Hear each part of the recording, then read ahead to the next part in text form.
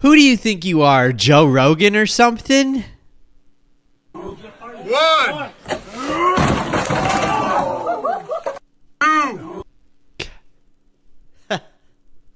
We don't party like that anymore.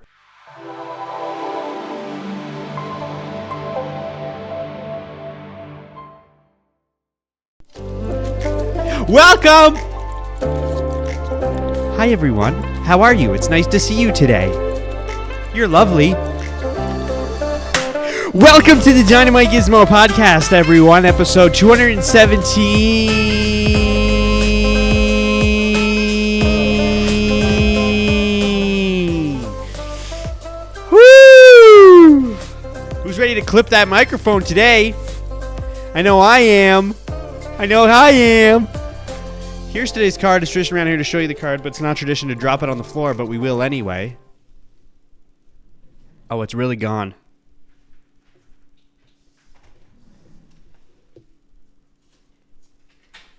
I got it. Don't worry, guys. I got it.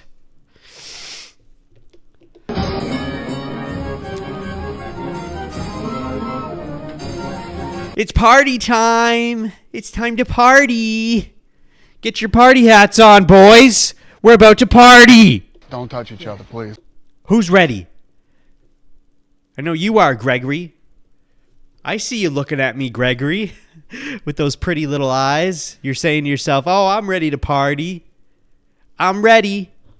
Well, guess what, Gregory? You're not invited, okay? And if you're not invited to a party, then don't ask to come. That's rule number 1. Rule number 2,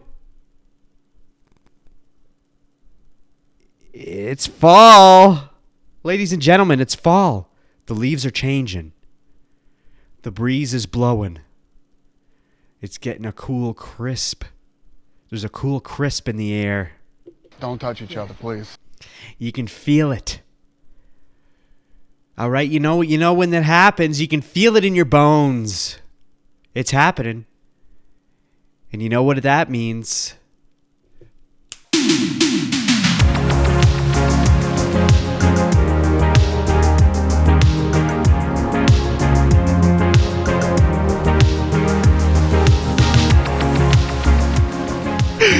It's the changing of the seasons, people. You know what that means.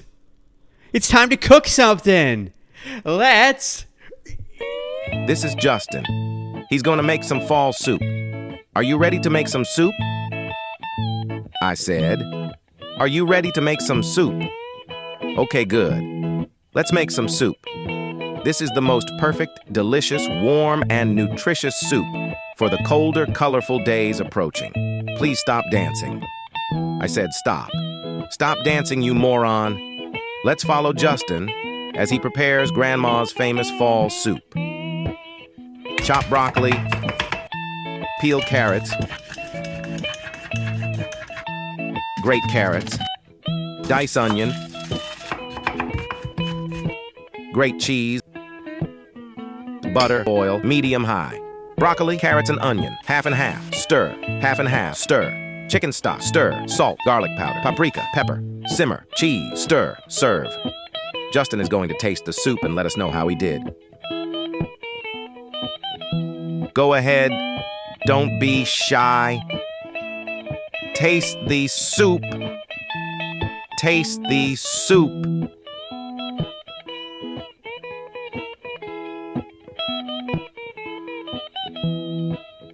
So, what do you think? He likes it. He really likes it. So there you have it. The best and easiest fall soup anyone can make with time to spare. Now Justin is going to finish his soup and head back to his cage where he belongs. I shouldn't have even let him out for this long. I'm surprised he was even able to make this soup, being how mentally unstable he is. Justin is literally the worst human being to ever come to existence on this planet. I seriously hate him. But hey, he can sure make a good soup. That looked pretty good, didn't it? You gonna make yourself some soupy soup? Huh? What did you think? You like that soup? Looks pretty good. It's the changing of the seasons. Changing of the season. It's the changing of the season. And we're going to change your seasoning.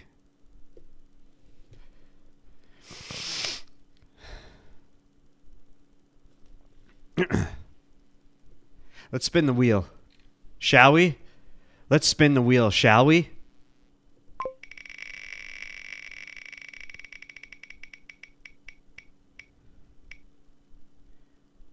Yes!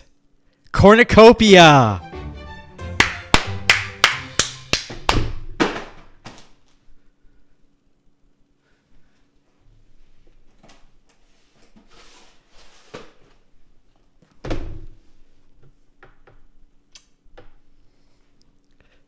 Cornucopia! Don't touch each other, please.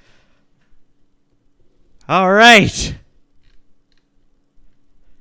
You know what that means. When was the cornucopia invented? I would love for you to tell me, ChatGPT, so I typed it into your prompt. Let's wait to see what she says. Or he. The concept of the cornucopia, often referred to as the Horn of Plenty, dates back to ancient Greek and Roman mythology. It is associated with abundance and nourishment, and its origins are rooted in mythological tales. In Greek mythology, the cornucopia is linked to the story of Zeus and the goat Amalthea. As the story goes, Amalthea nourished the infant Zeus with her milk. One version of the myth states that Zeus accidentally broke off one of the goat's horns, which then had the magical power to provide unending food and drink. This horn became the symbol of plenty, and thus the cornucopia was born. The cornucopia was later adopted by the Romans and became a popular symbol of prosperity and abundance in art and culture. Although it wasn't invented in the conventional sense, its emergence as a symbol dates back to these ancient civilizations, around the 5th century BCE. Wow, so it's a horn? You're telling me the cornucopia is a horn? What did it say here? Amalthea nourished the infant Zeus with her milk. Zeus? You're telling me Zeus sucked on Amalthea's tit? Who is this Amalthea person? Let's take a look, shall we? Let's see who this Amalthea person is. Let's see how her tits look.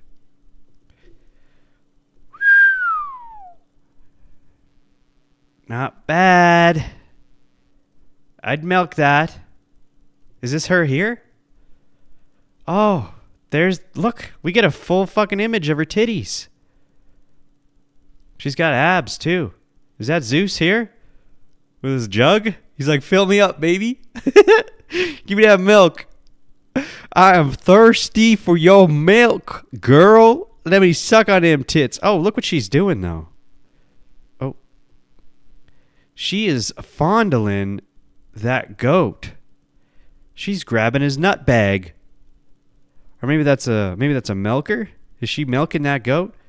She's milking the goat while Zeus is trying to milk her. And then is this the what was the other guy's name? Goat. Wait a minute. In Greek mythology, the cornucopia is linked to the story of Zeus and the goat. Wait a minute. The goat Amalthea. Hold on a minute. Is that? It's just her. What's going on here? Oh, the goat. Oh, so the goat is named Amalthea. And there's Zeus sucking on the goat's tit. He's getting it right from the source. I see what's going on here. Oh, so Zeus was sucking on the goat's tit. So that's what's going on here. He's like, oh shit. Yep. So here's Zeus. He's like, I need that milk. She's like, okay, I'm getting it. Jesus, hang on. Let me find that tit. They just loved to show tits, dude. Back in the day, they didn't give a fuck. They're like, tits out. Who's this guy then? Who's this guy? Okay, so hang on a second. It's linked to the story of Zeus and the goat Amalthea. As the story goes, Amalthea nourished the infant Zeus with her milk. One version of the myth states that Zeus accidentally broke off one of the goat's horns, which then had the magical power to provide unending food and drink. This horn became the symbol of plenty, and thus the cornucopia was born. So that's where so Zeus was like, bam! He was so desperate for milk, he broke the goat's fucking horn off. And lucky for him, he had an unlimited amount of food and drink. God damn, what are the odds of that? The cornucopia was later adopted by the Romans and became a popular symbol of prosperity and abundance in art and culture. Ah. Okay, so what is the modern cornucopia made out of? I wonder. That's pretty cool. You learned something new on the Dynamite Gizmo podcast. You learn what the cornucopia is all about. Because it's autumn. The seasons are changing, and we love it around here. In modern times, cornucopias are typically made from a variety of materials depending on their purpose and use. 1. Wicker or straw. The most common representation of the cornucopia today is as a wicker or straw basket shaped like a horn. These are often used as decorative centerpieces, especially during Thanksgiving in the United States. The basket is usually filled with seasonal fruits, vegetables, nuts, and flowers to symbolize abundance and harvest. Number 2, ceramic or porcelain. Cornucopias can also be made from Okay, ceramic. I don't care. Okay. That's pretty cool. Isn't that nice? A little fucking rat. Ugh. I kind of want to print this off and put it on my wall. Little Zeus wants the milk from the goat. But who is this guy? Who's this guy, huh? Infancy of Zeus? Who's this guy? The name Amalthea in Greek, tender goddess, is clearly an epithet signifying the presence of an earlier nurturing goddess or maiden goddess, whom the Hellenists, whom's myths we know to be located in Crete, where Minoans have called her a version of a deity. A deity? Wow. I want to know who this guy is. Who's this guy? Is there any? That's probably, I don't know. If I read into it, maybe it would tell me, but he kind of looks like the devil, doesn't he? He's got horns himself. I don't know, man. I don't trust him.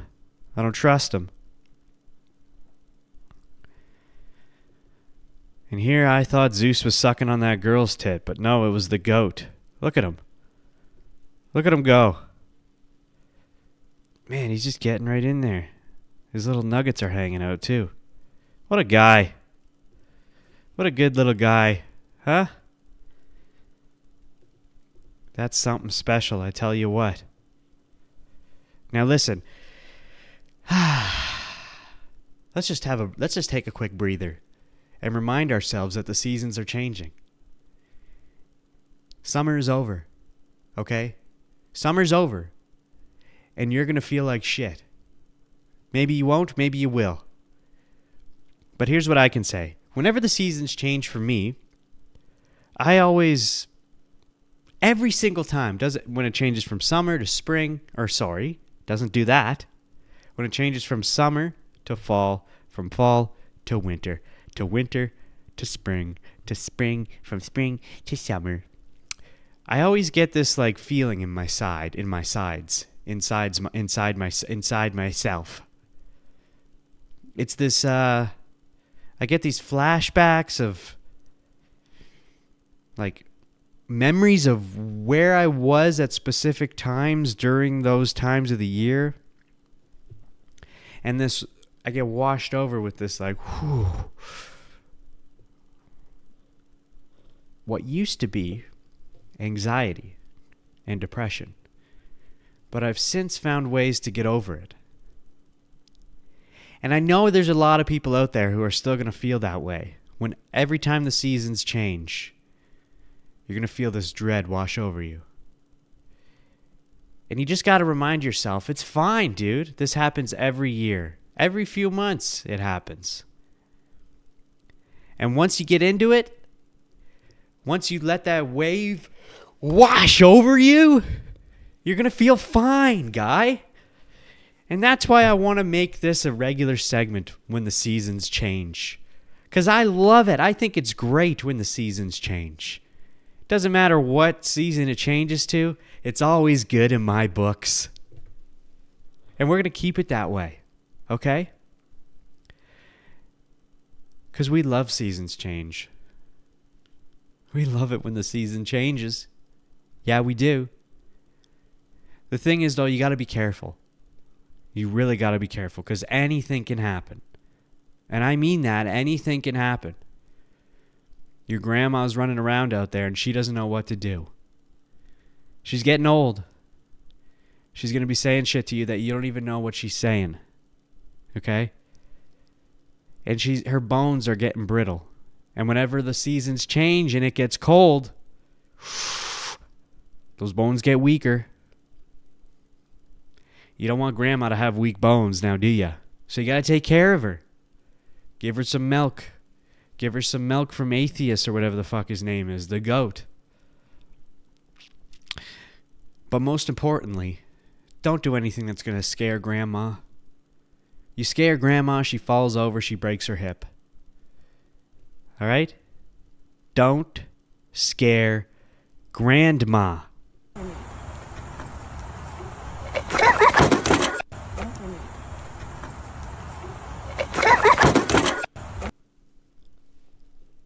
Don't scare grandma. It's not nice.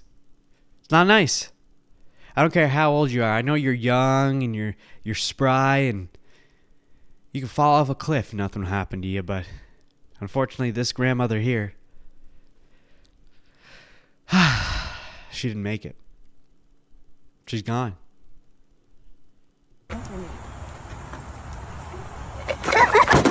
Dead. Never seen again. Gone. Dead. For life.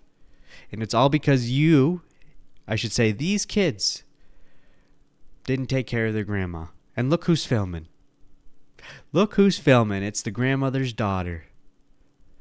All right? The mother of these two children. And she's laughing her ass off. She thinks it's so funny. Oh, grandma got pranked. Dead. Kaputs. Gone. Never to be seen again. Buried 6 feet under in the cold, dry ground. She's going to sit there all winter long now. You're going to have a miserable Christmas. You're going to have a miserable Christmas now that grandma's not around. I hope you're happy. Let's spin the wheel, shall we?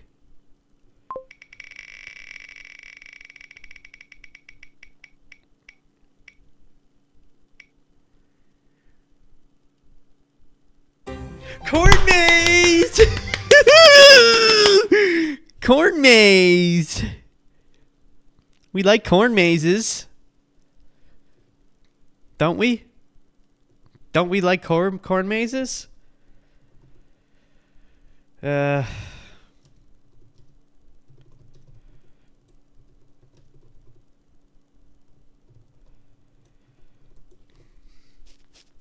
like there was corn. There was corn in the town that I live in. There was corn being sold on the street today. And it was just Mexican Independence Day, and the Mexican restaurant down the road from here sold some street corn. Did I participate? Nah. They had a mariachi band, though. I was too busy watching fucking UFC Noche, which we'll talk about, maybe, if I feel like it. but you can't make me. Corn mazes are a relatively modern concept, with the first known corn maze created in the early 1990s in the United States. The idea of mazes, however, dates back thousands of years, with the most famous historical example being the Labyrinth of Greek mythology. The modern corn maze was invented in 1993 by Don France and Adrian Fisher in Annville, Pennsylvania. This first corn maze was designed as a tourist attraction and was a massive success, covering several acres and drawing significant public interest. Adrian Fisher is a renowned maze designer, and this project helped popularize corn mazes as a form of seasonal entertainment, particularly around fall and Halloween. Corn mazes have since become a popular fall activity in the U.S. and other countries, often combined with other attractions like pumpkin patches, hayrides, and harvest festivals. The design of these mazes can range from simple paths to highly intricate patterns, some even forming complex images when viewed from above. Who would have thought fucking corn mazes was essentially first introduced in 1993? That wasn't that long ago. That was a year before I was born. I want to see this corn maze. Don France and Adrian Fisher. Let me see here. Don France and Adrian Fisher, corn maze, 1993. I was born in 1994. Was this it? Or is this just any random one? Let's see here. Get lost. Oh, Get Lost, A Brief History of the Corn Maze. The first corn maze in the United States was built in 1993 by Don France and Adrian Fisher. Is this it? This looks like it. Not bad. I mean, that's pretty cool. That's pretty big, actually. Wow. That looks nice. I'd go in that. I'd go in that. I've been in many a corn maze. Seriously, I have. I remember one of the first ones I was in when I was a young little lad, a young black kid growing up in the Bronx. I went to a corn maze with my school, and well, we did take corn. We wanted to. We were like, we're taking some of this corn. Well, why not? They're not going to know. We had sweaters on with the pocket in the front. What do you call that pocket? The Gnarpschkupel. We put corn in our Gardnerschkupel. And but what I remember most about that corn maze is, well, we wanted to have fun. Just like every kid. So what did we do? We went into it. We just went into it. Rather than go through the designated path, we just barreled our way into it. And we purposely got lost. We pretended to be lost so that the teacher and the chaperones would get concerned. And they did. Because I don't know how long, an hour passed, and all the kids were out except for me and my few friends, because we're like, let's just fucking hang out inside the maze and let's make them worry about us so they have to come look. And they did. They went looking and they were yelling. They were like, Justin, where are you? Hello? And we heard them, obviously, but we weren't saying shit. We're just a bunch of little dickheads trapped, not really, inside a corn maze, eating corn. Just making teachers and chaperones worried. That's how I spent my childhood. I loved making adults worry. Loved it. Dude, I couldn't get enough of it. There's been plenty of instances in my childhood where I would do things purposefully to worry either parents or teachers or, babysitters or whoever. I loved I loved it, dude. Seriously. I would make them worried. I remember I would take ketchup packets, little ketchup packets. Well, the first time this happened, this is how this initiated this. I was squeezing a ketchup packet, back and forth, like, just because it was a nice little squishy toy. Squish it back and forth, back and forth. Okay? And as I was doing that, I was going squish, squish. And then it busted open, and the ketchup shot onto my forehead. Ketchup all over my forehead. But it was a nice, perfect, like, streak. And I thought it was hilarious. I was like, I got ketchup on my forehead. Ketchup on my forehead. Ketchup on my forehead.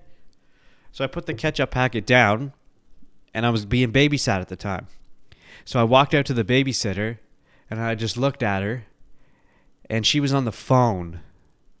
And this was back before cell phones existed, so she was on a phone with a cord attached to the receiving end on the wall. So I just walked up to her and looked at her. I didn't say anything because she was on the phone. And so she was like, blah, blah, blah. Yeah, I got my vagina pierced last night. Oh my God, I got to let you go. And she hung up. And then she panicked because she thought my forehead was like gushing blood. And so she grabbed me and took me to the sink. And she was like, oh my God, what happened? What happened? I was probably 4 or 5 years old, but she was freaking the fuck out. And she was like, she grabbed like a cloth, put it under some water, put it on my forehead, wiping. And she's like, what happened? What happened?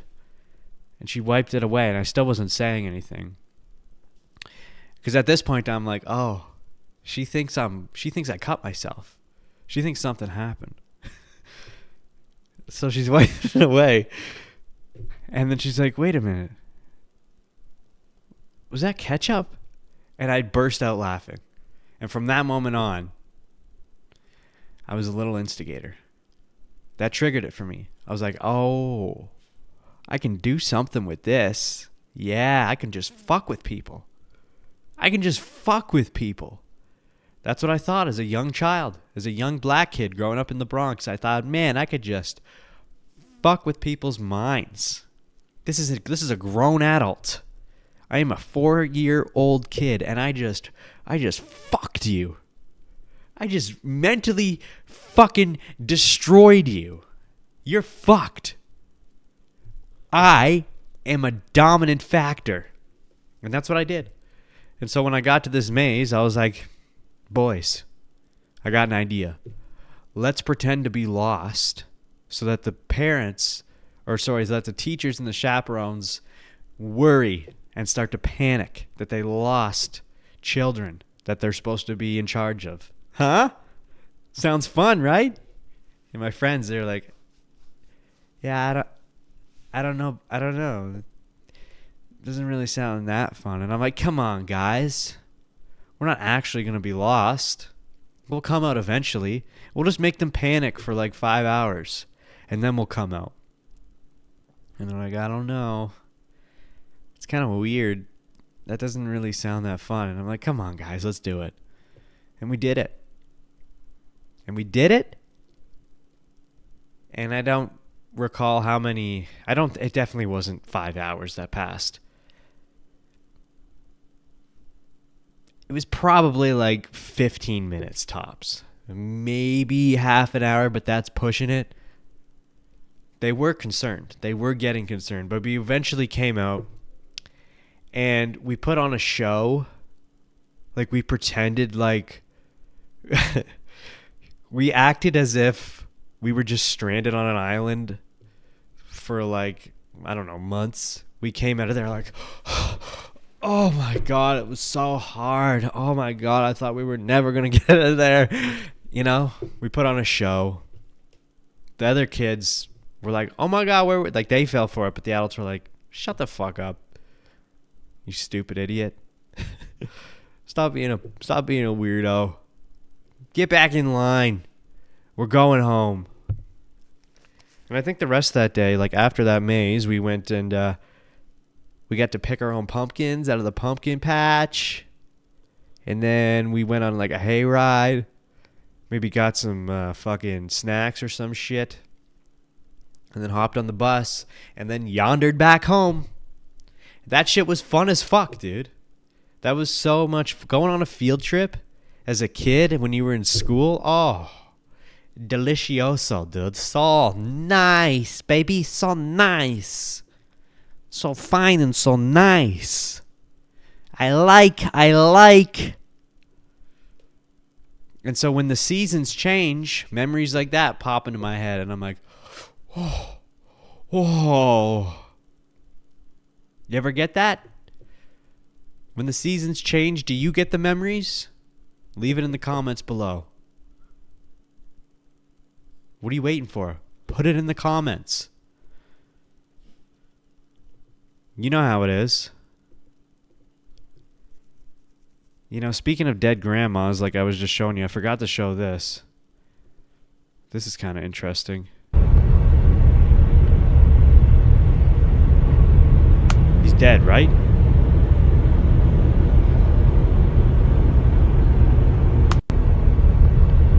There's too many. This is what I'm saying, dude. You got to take care of your grandparents when the seasons change. This guy probably pranked his grandpa, killed him. Now he's wheeling him to the funeral home. I mean, he's for sure dead, right? He's stiff. Look how stiff he is. He's not moving.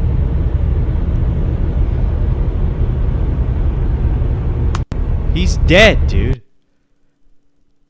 Right? He has to be.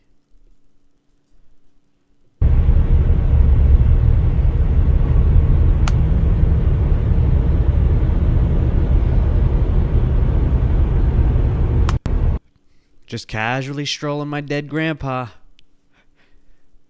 I scared him. Seasons change. I'm telling you, dude. Don't scare your grandpa or your grandma because they're delicate. They will die. It doesn't take much. It doesn't take much. Hanukkah. Hanukkah. We like Hanukkah.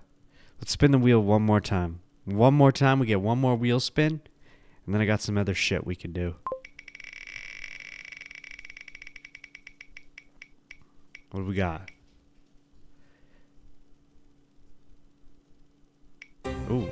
Oh, we almost had leaves changing color, but nope, we got Thanksgiving. We got Thanksgiving, baby. I like to give thanks. Do you like to give thanks? 'Cause I sure do.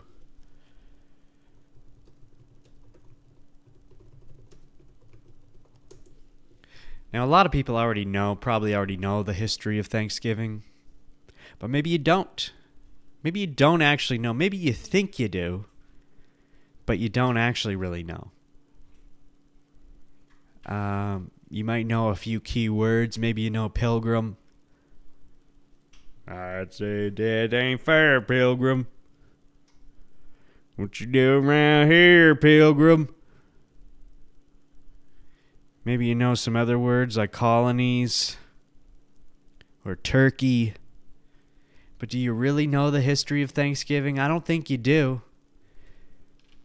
You want to know something crazy about Thanksgiving? Ooh, we got a lot to cover here.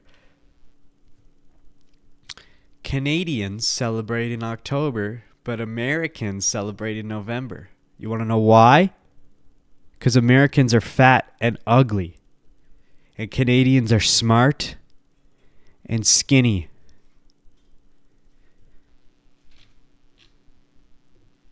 Thanksgiving in the United States has its origins in the early colonial period, with the most famous event often cited as the 1621 Harvest Feast, shared between the Pilgrims and the Wampanoag Native Americans in Plymouth, Massachusetts. However, the holiday as we know it evolved over time and wasn't formally established until much later. Key points in the history of Thanksgiving.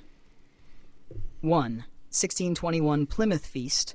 The 1621 gathering is considered the first Thanksgiving. The Pilgrims, English settlers who arrived on the Mayflower, had endured a harsh winter with the help of the Wampanoag, particularly Squanto, who taught them how to cultivate crops and fish. In the fall of 1621, after a successful harvest, the Pilgrims organized a 3-day feast to celebrate and give thanks. Chief Massasoit and 90 Wampanoag men attended, sharing food, games, and social activities. Sounds like fun! 2. Early Thanksgiving observances. Thanksgiving celebrations were not held regularly after 1621. Some colonies, particularly in New England, would have days of Thanksgiving at different times to celebrate specific events, like successful harvests or military victories. Wow. 3. National proclamations. Thanksgiving began to gain national significance during the American Revolutionary War. The Continental Congress declared several days of Thanksgiving in the 1770s to celebrate victories. In 1789, President George Washington issued the first National Thanksgiving Proclamation, calling for a day of public thanksgiving and prayer to give thanks for the establishment of a new government under the U.S. Constitution. 4. Campaign by Sarah Josepha Hale. Thanksgiving was not yet a fixed annual tradition. Boring. Here's what we know. Thanksgiving is a day of thanks. We eat turkey, we eat stuffing, we eat cranberry sauce, and you fuck off. I love me some cranberry sauce. God, I love cranberry sauce. I could just slurp it up. Just put it in a bowl and slurp it up. Slurp up that cranberry sauce. I could just slurp up that cranberry sauce all day. Give me that cranberry sauce. Pumpkin pie. Huh?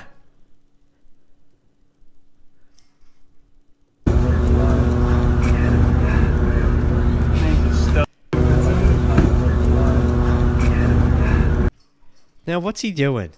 Huh? He knows what he's doing, but why? What are you doing that for?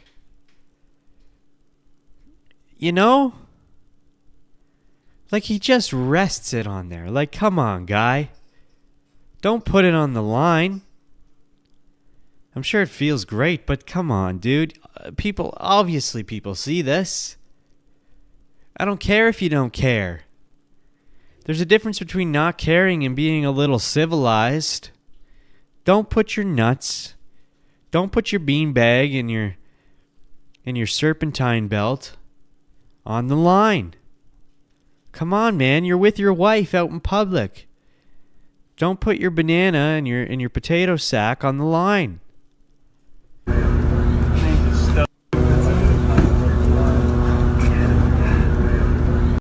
Brother, and he's acting like nothing's going on. He's just like, oh, what's that over there? Oh, I don't know. I just got my dick and balls on this fishing line here.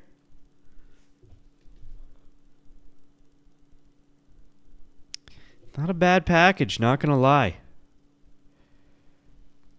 I mean, is that the whole thing right there? He's got a lot going on.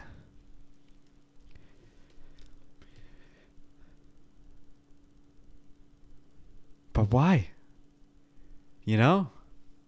Why do that? He's clear he's intentionally doing it. What do you think the reason is? Leave it in a comment. Put it in the comments. Put your dick and balls on the line. I don't know, dude. Is this just like an old man thing? When you get to the certain age, you're like, rest them where they lay. Huh? I don't know. Oh. Now I have some, well, I think I might do a little tier rank list about some fall things. Yeah, we can rank some shit as to what I think is good and what I think is shit. But first, we got to give thanks. All right, I know it's not Thanksgiving yet. We're not even in October. But we got to give some praise. We got to give some thanks. All right? To all the dead grandmothers out there who keep getting pranked by their grandchildren. If it wasn't for you grandmothers, we wouldn't have those grandchildren. And if we didn't have those grandchildren, we wouldn't have those birthdays that fall in the fall. In autumn. There's lots of birthdays in autumn. I myself have a birthday in autumn. In November. Okay? And so I just want to take a moment. We're just going to take a quick moment and sing a quick praise. Sing a little happy birthday ditty to all those lovely boys and girls who have a birthday in the seasons change. In the months of fall. We gather here for you. Happy birthday to ya. Happy birthday to ya. Happy birthday, Super Mama. That's for you. That's for all you. Any one of you has a birthday, September, October, November, that's for you. He did that just for you. And I hope you enjoyed it. Okay, let's rank some shit. Look at this tier list, baby. I made this shit. Doesn't it look good? Looks better than the ones you'll find online. The ones you find online are full of ads and pop-ups and trash. It's all trash, dude, and we don't fuck with trash. Say it with me. We don't fuck with trash. No, we ain't gonna fuck with trash. We don't fuck with trash. Any mash. Alright, so I have a plethora of fall-themed items, and we are gonna rank them from superior to failure. So here we go. Let's start things off with Pumpkin pie. Now you know I loves me some pumpkin pie. I love it more than cranberry sauce. Oops, let me just do something here. Beep. So where should I put it? Should I put it in superior? Where would you put it? Up your ass? I once made love to a girl who wanted pumpkin pie rubbed all over her body. All over. We went to the hotel room and she said, I need pie. And I said, why? And she said, because I need it on my body. And I said, why? She said, it's my thing. And I said, are you serious? And she said, yes, go get me a fucking pie. And luckily it was fall, so I'm like, well, what kind? You want cream pie? And she's like, no, I don't. No. Pumpkin. Okay. But got her a pumpkin pie, and it was she probably all over herself. Pumpkin pie. So I'm going to put it in the S. Next, we got candy corn. That's more for Halloween, you idiot. Who put that in here? Who put the candy corn in here? That doesn't belong in here. But I love candy corn. I wouldn't put it in S. I probably wouldn't even put it in A. I'd put it in B.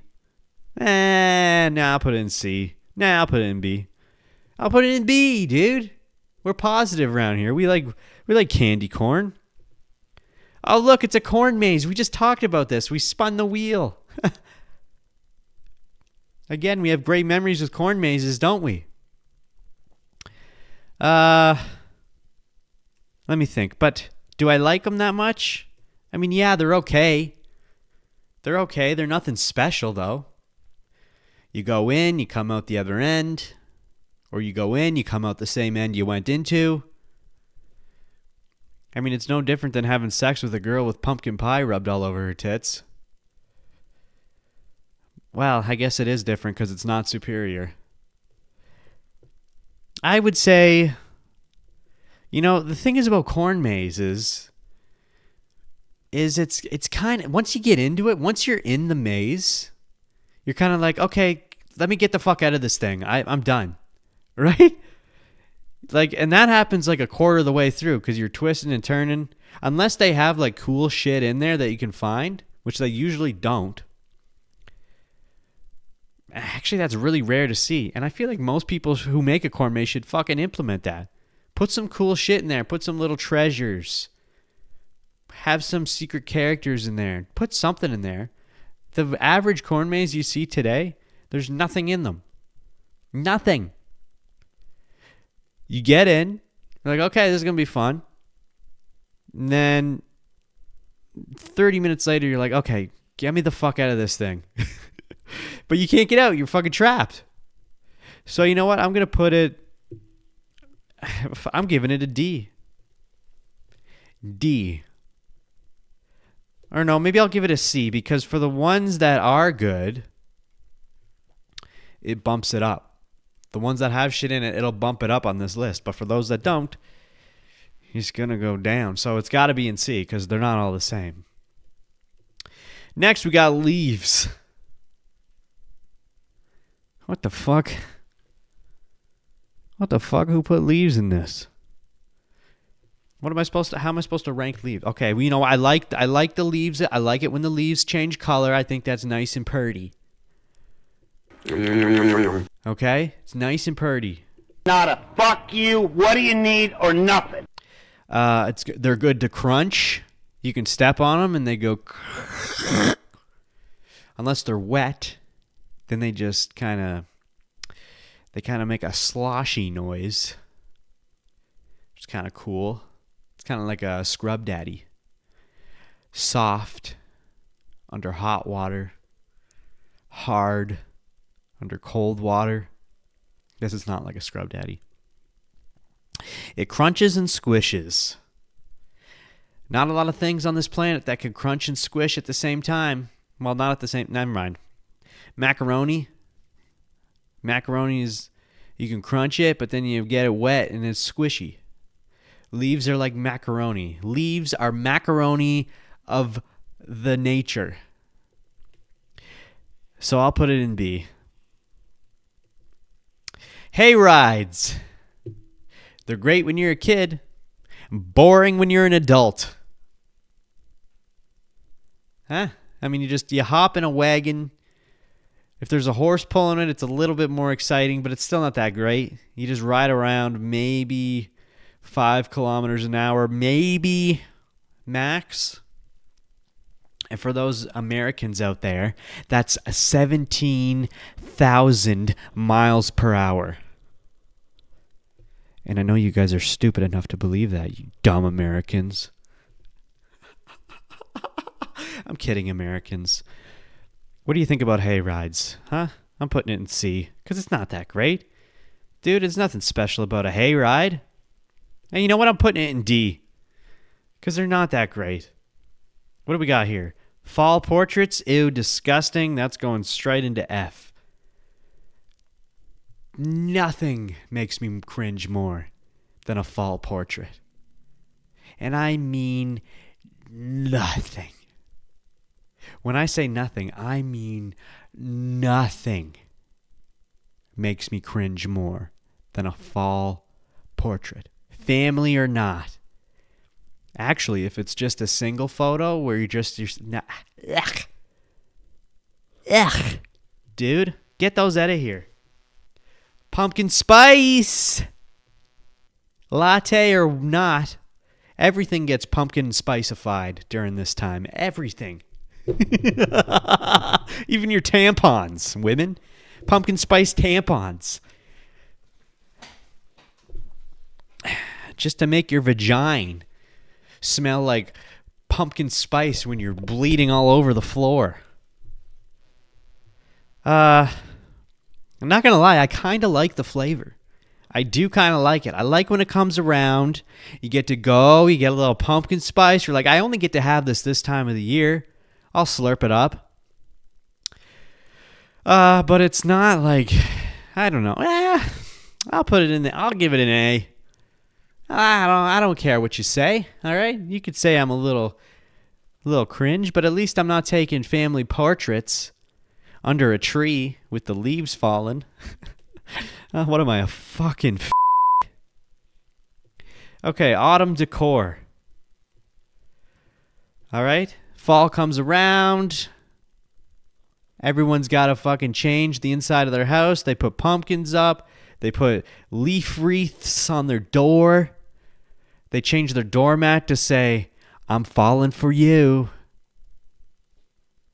Autumn, see you later. I don't know. Some weird shit like that. It puts you in the mood, that's for sure. Not something I'd do. Well, maybe I would. The thing is, though, I can't justify spending money on stuff like this. You know? And I guess this is supposed to be personalized for me. Would I justify spending money on fall decor? No. So you're getting an E. Sweaters. I love sweaters. Hides the fat. Hides the fat. Keeps you warm. Looks nice. Oliver, you don't have to make those noises. And you know what? I like the look of this sweater. I like these sweaters. I like crew necks. As long as it's not a Christmas one, I'm fine with it. So I'm going to give this I'm giving it an S.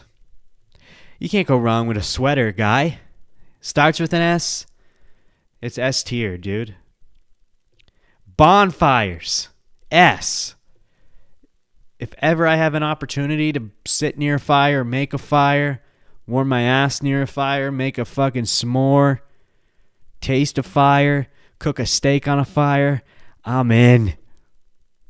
If there's a fire, you know I'm staring at it. I'm going to stare at it till my pupils burn out of my head. Yeah. I want to burn all the hairs off my legs. I want to sit in a lawn chair and put my feet up against the edge of the fire pit till the soles of my shoes melt. Hell yeah, baby. Give me that bonfire. Fall festivals. Sometimes they're good. Sometimes they're bad. Most times, they're all right. Because what do they got? They got the hay rides. They got the corn mazes. Maybe they even have an option to go take a fall photo. They probably have some fucking pumpkin snacks. Maybe there's like some sort of band playing like banjos and spoons. You know, playing some weird fall music. Maybe there's like a giant lawn chair, has like a fucking gimmicky thing that you can go sit on and take a picture with. Maybe there's some goats. There's like a petting zoo. Yeah. I don't mind it. I don't give it a B. What's next? Pumpkin seeds. I'll eat some pumpkin seeds. Yeah. I like how I'm putting all the food stuff up top. It just shows you what kind of person I am. I'm fat like an American. Because all Americans are fat and disgusting. Shout out to you Americans. I'm kidding. You know I'm kidding, right? Do you know that I'm kidding? Yeah. Yeah, put that in your crab apple and suck on it. I like pumpkins. Oh, shit. Well, that fucked up everything. Hopefully I can figure that out in post. Next, we got scarecrows. Do they work? I don't know. I don't have a field. They look cool. They're good for Halloween, that's for sure. Are they scaring crows, though? That's the ultimate question. Don't think so. I really don't think they work. I think crows land on them and take shits on them. Crows are smart. Crows are the smartest bird in the planet. Do you really think a wooden stick figure stuffed with hay that doesn't move ever is going to trick a crow? I don't think so, guy. I really don't think so. But you know what? They're symbolic. They're symbolic, and they make you feel nice and warm and fuzzy on the inside. When you see one, you see a scarecrow, you're like, okay, here we go. It's fall time. People don't even put them up to scare crows anymore. All right, and why do you want to scare crows anyway? What do? They eat your crops? Is that what's going on here? So, how am I voting? Am I voting based off the functionality of them, or am I voting based off of the feeling I get when I see one? I don't know, dude. I don't speak Russian. So I'm gonna C. Right down the middle. And finally, we've got farmers markets. Now, I know a farmer's market can be plunked up any time of the year, but it's harvest season. It's harvest time. All these farm boys and girls are harvesting their crops. It's the end of the season. Everything's grown and nothing will grow anymore because why? Because winter's here, or it's right around the corner at least. So it's time to sell our goods to the fine folk. To the fine folk, would you like to come to my farmer's market? Would you like to see what I've farmed? Yeah. Fresh veggies, honey, crackers, little trinkets. Look what I made. I made an owl out of bamboo sticks. Would you want to buy it? Maybe. How much? $50. No thanks. Okay, 20. No thanks. 10. You got a deal. That's what makes a farmer's market good. You can bargain, you can barter. You can get what you want for any price. You want some honey? I'll take the big jar. How much? $200. Fuck you. Okay, $100. How about eat my ass? You're not going to sell this. Give it to me for $50 or nothing. You got it. You want some carrots? No, I don't eat carrots. What do I look like, a guy who can't see? Fuck off. Farmers markets. Superior. We love them. Can't get enough of them. Keep them coming. And that's our list, folks. Take a good gander. What do you think? Do you agree with my decisions or no? If you don't agree, then make your own damn list. This is not for you. This is for me. Pumpkin pie. Pumpkin pie. Well, should we end her off with a video clip and then call her good? Oh, this is a classic. I think I've shown this one before, but we can watch it again. You'll like this one.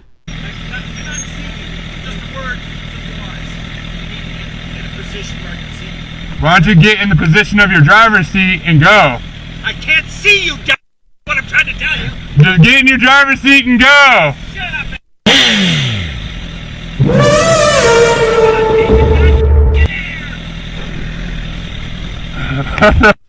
What's going on? He was ready to throw down. David was ready to go. Dude, David was ready to protect his father. David was like, oh, my dad's about to fight this guy. I better get out and give him backup. He just waddles right out. Classic. Classic. Dude, I'd laugh my ass off. And look, just like last time we saw this, there's a recipe for delicious brownies in the description.